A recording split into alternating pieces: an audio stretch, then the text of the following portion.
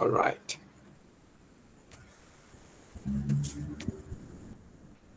So, welcome back. After phase 1 and 2, we move to phase 3 to understand how international marketing process takes place. And in phase 3, we are looking at developing a marketing plan. Now, when you develop a marketing plan, what are the things that you need to look at? Number one, need to do a situation analysis. Number two, look at the objectives and goals. Now, situation analysis, definitely you can do a SWOT analysis. That's one possibility: strengths, weakness, opportunity, and threats. You can do a pestle analysis. That's another objective, another area. Okay, political, social, economic, environmental, and legal analysis. You can also look at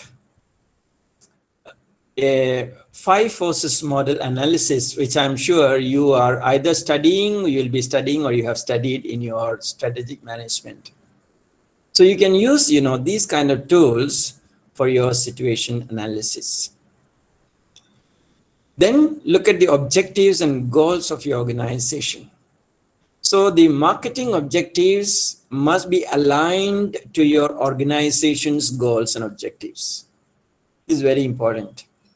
Okay, your organization goal says that you want to be a dominant player in the local market, but your marketing objective says you want to be a dominant player in the international market. So there is a conflict of interest.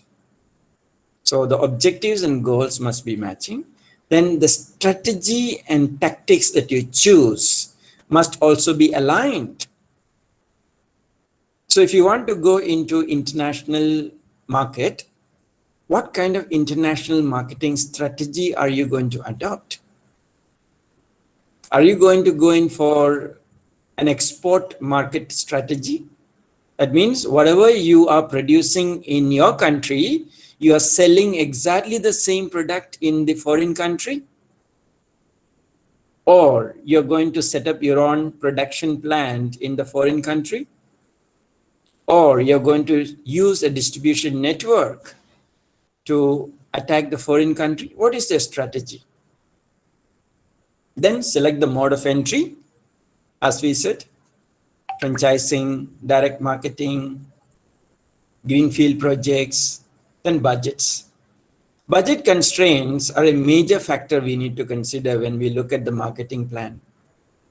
Because if your budgets overrun the real budget, that's a problem for you. Because when you go into a foreign market, you don't know the constraints that you're going to face there. The constraints could be in relation to, resources, technology. It could be in relation to political, economic scenarios. It could be in relation to foreign exchange regulations.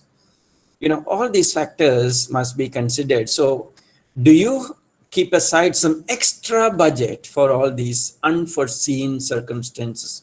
We call it as contingencies in marketing. Contingencies. Okay, that means things that can pop up suddenly, which can upset your actual budget. Then other action programs. So when you're developing the marketing plan, we have to consider all these forces. And that takes us to the last phase, which is called implementation and control. So in the implementation stage, you actually implement your marketing plan and see whether these plans are in alignment with your objectives, standards, etc., etc.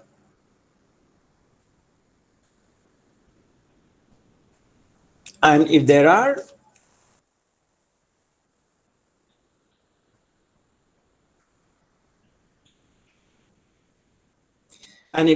problems, then we need to do corrective action. That means, let's say you plan for 1 million ringgit budget for advertising, but in the actual scenario, you find you need to have more budget for advertising, or you initially thought about piggybacking your product to another country, but later on you find piggybacking is not a viable option. Or you thought, exporting is the best method, and later on you realize exporting is not the ideal method.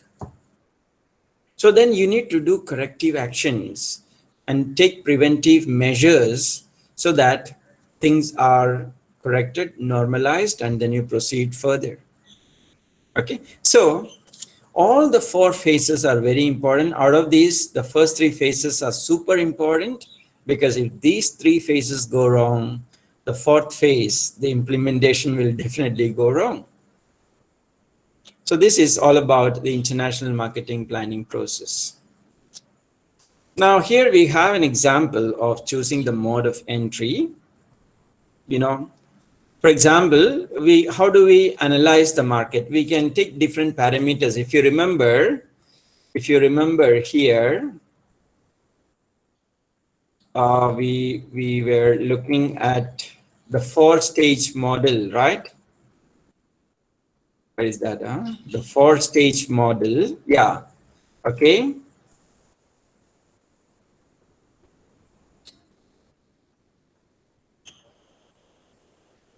Yes, select indicators, collect data, determine importance of country indicators, etc., etc.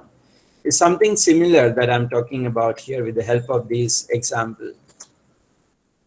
So a country, you have taken 2 parameters, for example, market opportunity and business and political risk, 2 parameters. So on the left-hand side, you have market opportunity, and at the bottom, you have business and political risk. Market opportunity can be poor, moderate, good, and business and political risk can be high, moderate, or low. Now, you look at different countries. For example, you consider, let's say, Vietnam or Myanmar. When you consider Vietnam and Myanmar to enter, you find the political risk is very high and market opportunity is very poor. So no point in entering into that country. Then let's say you consider Philippines, and Philippines, you find again political and business risk is very high and market opportunity is only moderate. So is it really worth entering into that country? It is not so. But you consider, let's say, Taiwan, Korea, China, you find that the business and political risk is moderate and market opportunity is very good. So that is a country you can always think of entering into. Same way you consider Malaysia, Thailand, Indonesia, you find the opportunity is moderate, political risk is moderate, which is a very good country to enter, because these countries later on can move into the upper level of where Taiwan is today, or China is today, or South Korea is today, where the opportunity can become better in the near future. And you consider, let's say, Japan. Japan, you find the opportunity is very good and business political risk is the lowest. That means there is no risk. So that is an ideal situation to go into. Same way, look at market opportunity for Australia, it is moderate, but the political risk is low. This is again another attractive country to go in. But the opportunity, remember, is not very high because it is an overexposed market. Australia is a saturated market. Look at Hong Kong, look at New Zealand, Singapore. Political risk is very low, no doubt, but market opportunity is very poor because they are highly exposed markets. Highly exposed markets. So considering these factors, probably you should think of moving into maybe, South Korea, China, or Malaysia, Thailand, Indonesia, or move to Japan or Australia and so on. Those, especially in the blue zone. You understand the idea now, how you can choose the mode of entry. So you set your own parameters, like here we have chosen 2 parameters, market opportunity and business and political risk. But same way, you can choose other parameters and then you can measure countries against those parameters, and then you can make a decision whether to enter into those country or not.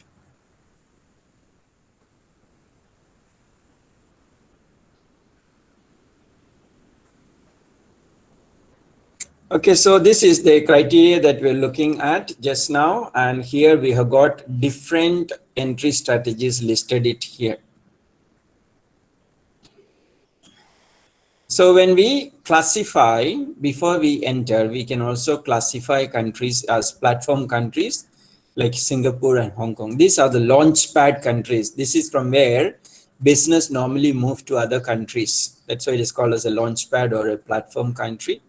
There are emerging countries like Vietnam, Philippines, and growing countries like India and China.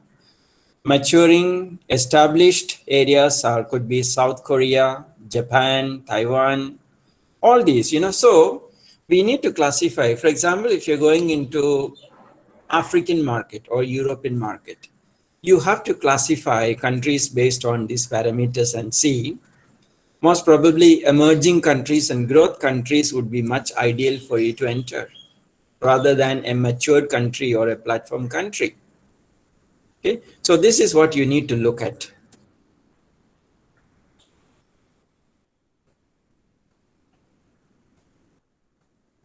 Okay, so we have different entry methods. We will be looking at each of these entry methods, and let's look at the criteria for selecting appropriate entry method. The few criteria listed down here. The first criteria is the company objectives and expectations relating to the size and value of anticipated business.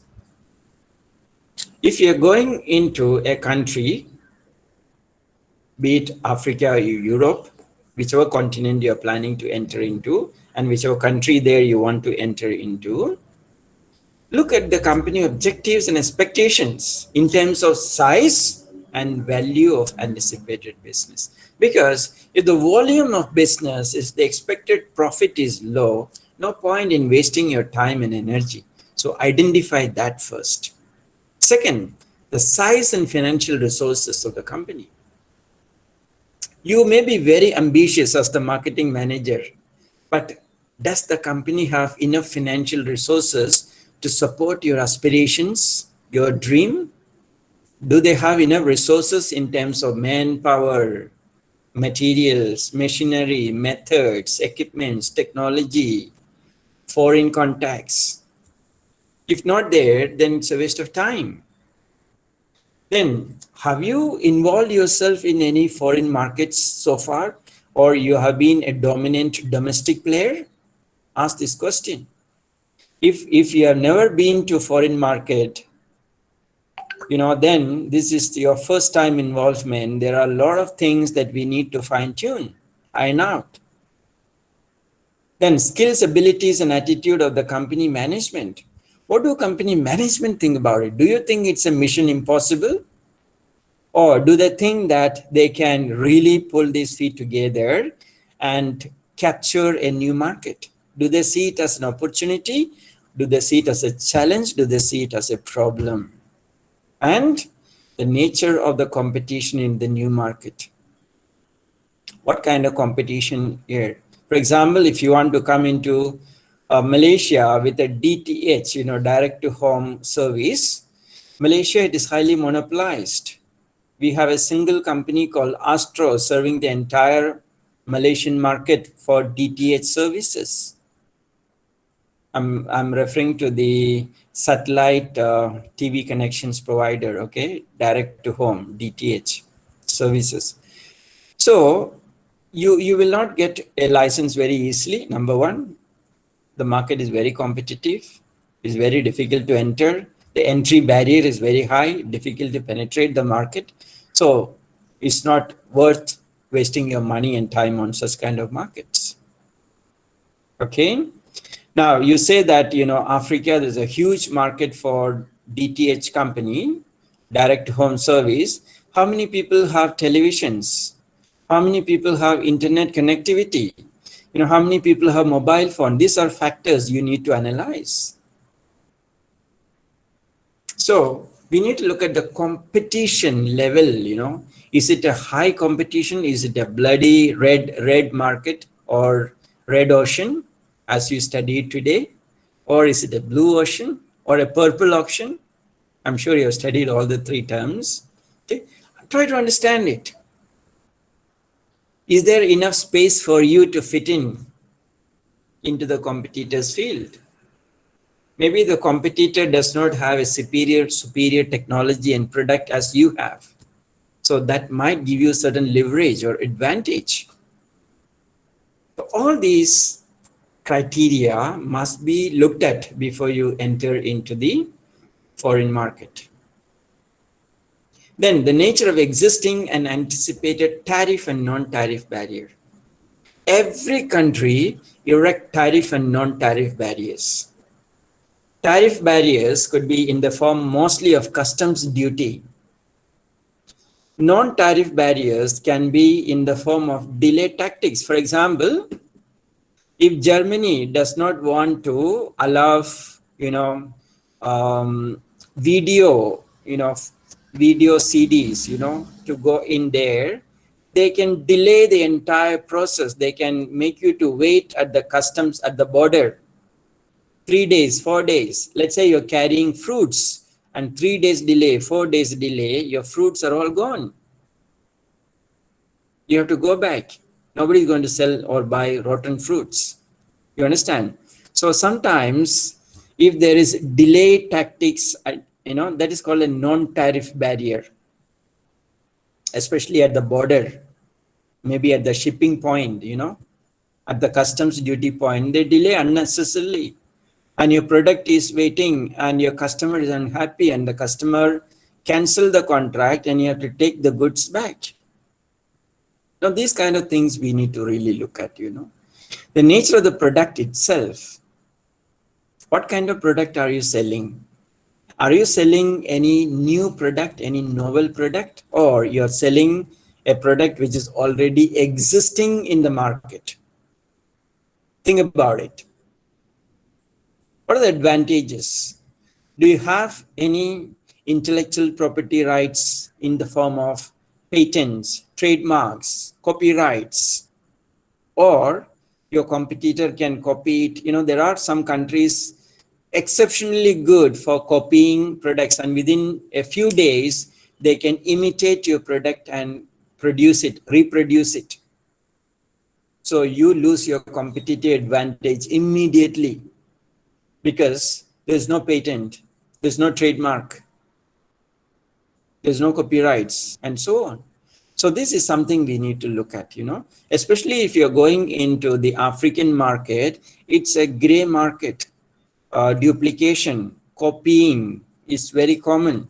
There is very little protection of your product against these things. European market, much more safer. The timing of the move, as I said, timing of entry. When do you want to enter? You want to enter during a festival period, maybe during New Year, Christmas time, or during some Islam festivals or Chinese New Year, whatever it is. Different countries have got different festivals, religious and non-religious. So when do you want to enter? What's the time? For example, you want to enter into Indian market. Deepavali would be an ideal time. That's the time people spend a lot of money, just like Chinese New Year. So every country has got the best and ideal time to enter. Or you're planning to enter, then there's a huge natural calamity. For example, Germany, they got excessive flooding and thousands of people are missing today. Is it the right time to enter the market? Because people are worried about their well-being. They may not even pay attention to your product or service. So choosing the entry time is another criteria. Now you see, look at the level of involvement. These are all entry methods, okay? Domestic purchasing, piggybacking, export management, trading companies, Salesforce, distributors and agents, franchising, direct marketing, contract manufacturing, licensing, strategic alliances, joint ventures, assembly operations, company acquisitions, and wholly owned subsidies. They're all entry methods. Now, the level of involvement in each of these methods varies. Look at domestic purchasing. This is where the least amount of involvement is there. That means there is no commitment for you in a foreign country. Somebody will buy, they will take it to another country. That's all.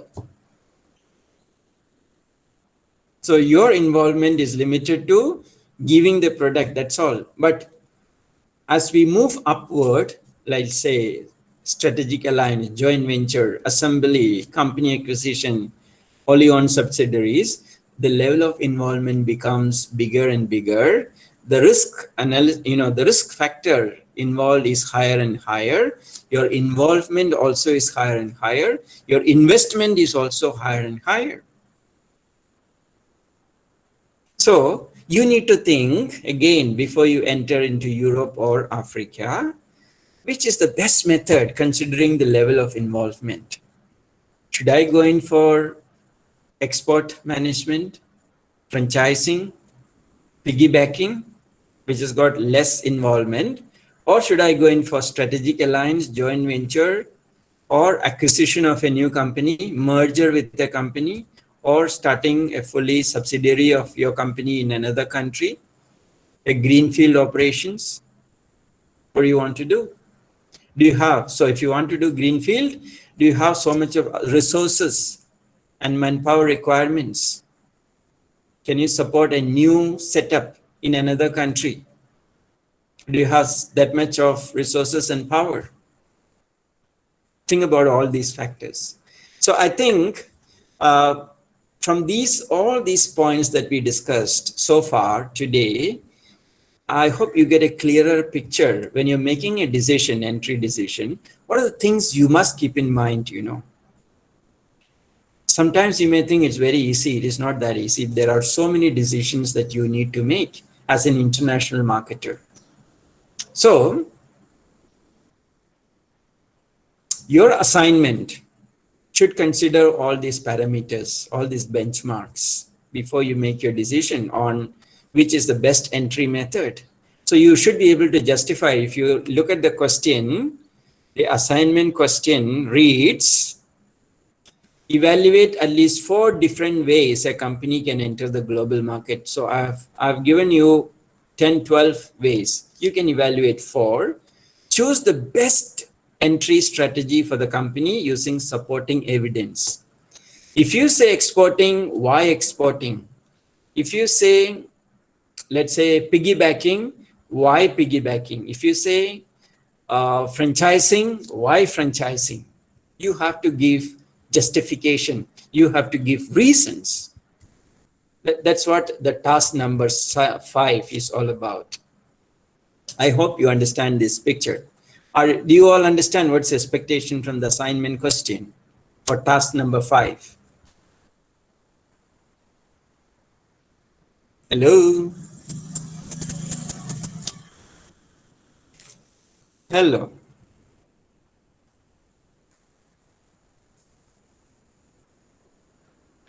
Hello, hello, Hello? hello, hello. Hi. Hi, Professor.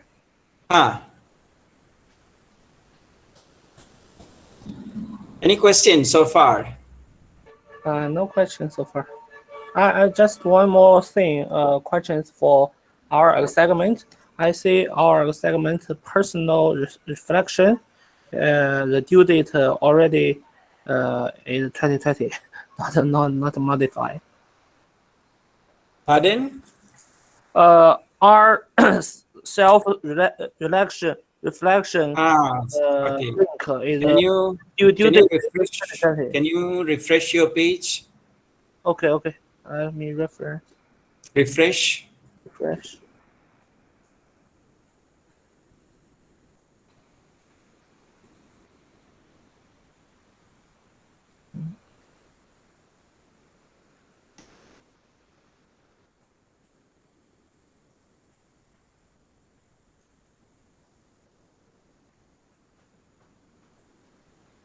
Uh, self reflection submission link already is 2020, not updated.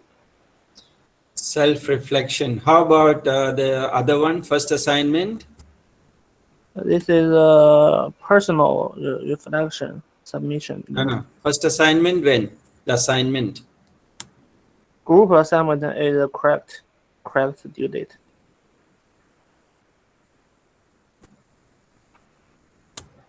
Only the reflection, huh?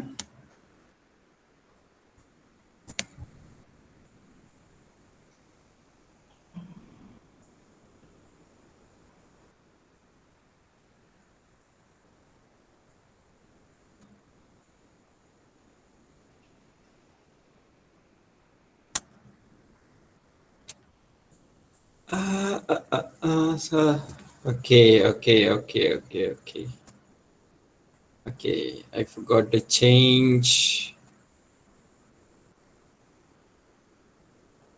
Okay, this self-reflection. When is the last day of your class, huh? You remember? This today is 6, 7, 8, 9, 10, 11. So 21st August, okay?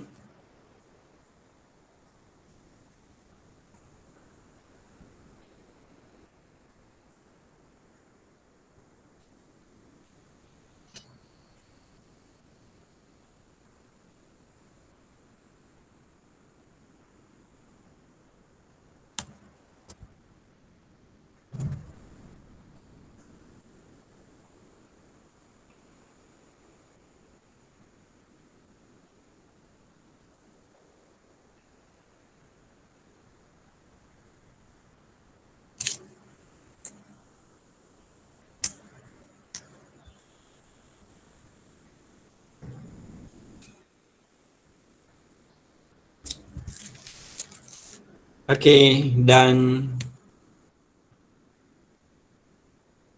Done. Chujun, can you check? Okay. Let me refresh. Okay. My internet is so slow. Okay. That's correct. Okay, good. Very cool. All right. Okay. Any other problems you're facing? Any other difficulties? About our group assignment, the paper words. If our assignment the words total words larger than the 300 30 hundreds words, is that okay? 3,500 words. If my paper more than this words, It's a 10% plus minus 10%. That means you can increase 10% more or less than 10%. okay. So it can be, 350 words more, 350 words less. Okay. Okay.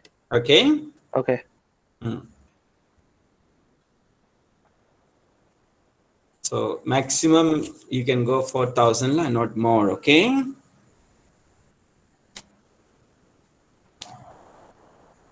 Any other questions?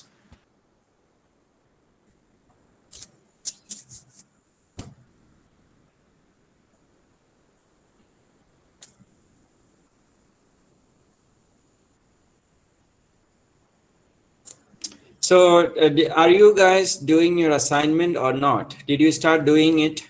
All groups? Can I get some feedback from all the groups? Are you doing? Did you start doing? Did you finish task 1, 2, 3, 4? No. Yes.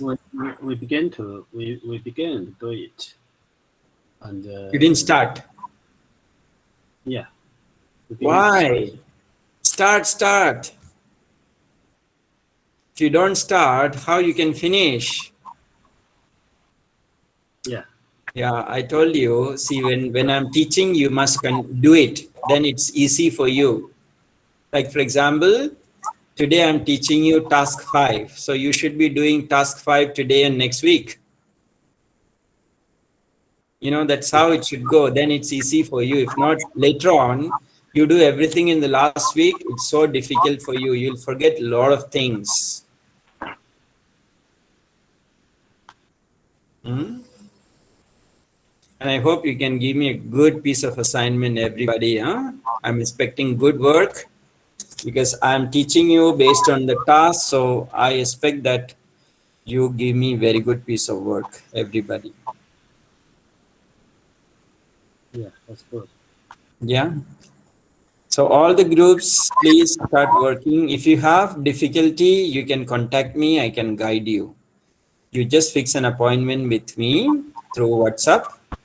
Then we can have, let's say, a Google Meet session. Then you can sit with me. Then you can understand. Then I can guide you through. Okay. Okay, no problem.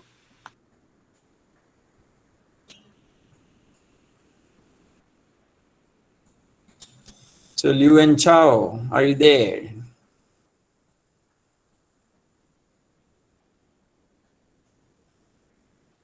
Not there, huh? Jing Miao.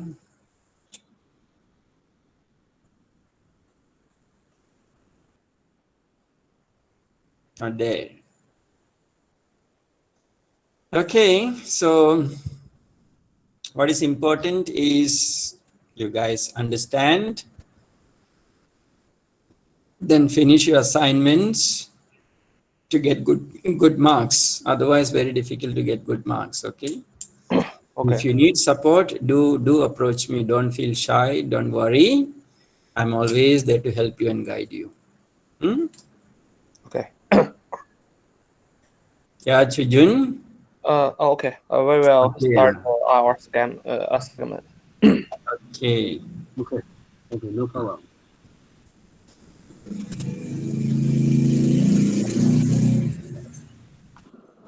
Okay, guys. Any other questions you have?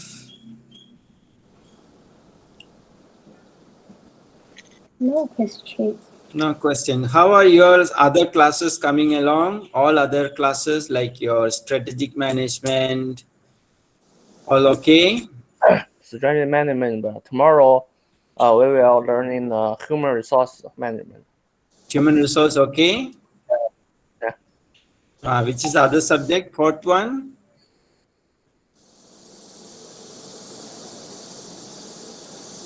One more subject?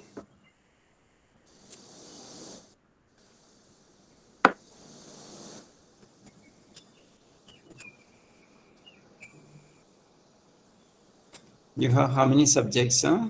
4, right? So you're doing your research methods also, right? Research method is so difficult for us. This course let us write some papers, follow follow professors' strict instruction. Who is teaching research methods? Who is teaching it? Let me check. What's the name of the lecturer? Sahi method, like this, let me type. Let me type. Dr. This is Dr. our Shaheen. research method professor. Dr. Shaheen. Okay, okay. Dr. Shaheen is a very good professor, very experienced in research. His research is very good. Yes. But Yeah, it's so- very, very difficult. The paper is very straight format. Yeah, I will modify it again. Okay. So what you have to do is remember your assignment in this semester becomes your project paper next semester. Okay. So you have to choose your assignment correctly. Your chapter 1, chapter 2, chapter 3, you're writing, right? Yes, your yes. literature review, introduction, literature review, and your research methods. 3 chapters you're writing, correct? Yeah, correct. This one you're going to use in your next semester for your project. So please do it well. Okay. So you continue your research in next semester from these 3 chapters. So next semester you work on chapter 4 and chapter 5. Yeah. Okay. So it's very quite important. So it's very important you give your best, do your best in these times for these 3 chapters.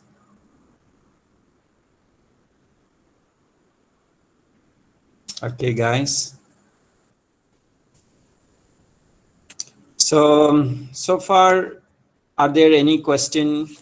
So we have basically looked at the entry methods. So next week, what I will do is I'll continue with the entry methods. We will look at each of the method in detail. We look at the advantages, disadvantages, how it works, everything we are going to see in the next week. Okay, so I think next week we continue from where we left and then we can finish it.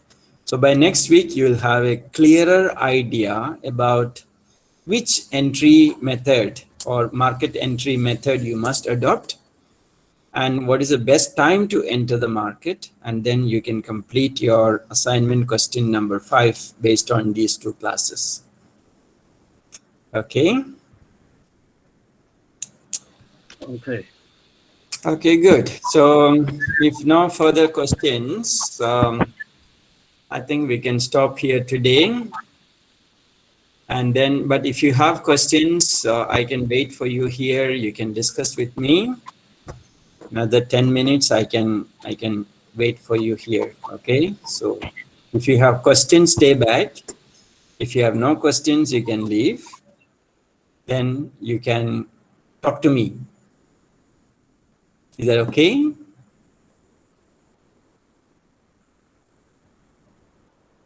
Okay. Okay. Hello. Okay. Okay. Good. Okay, good. Thank you then. Thank you for today. Those are questions. Please stay back. You can discuss with me. If you have any questions on whatever we have learned so far, I can guide you. Questions can be on assignment. Questions can be on chapters that we have learned. If you have no questions, you can leave the meeting. You can finish today's class. Thank you. Okay, thank you, Professor. Yeah.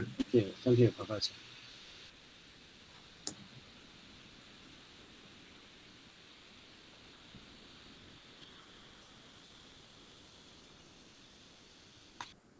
So I'm here, okay?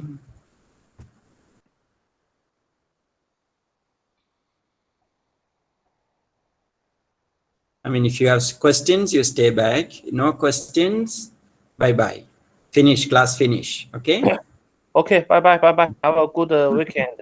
Bye-bye. Okay. Bye bye, Professor. Have a good weekend.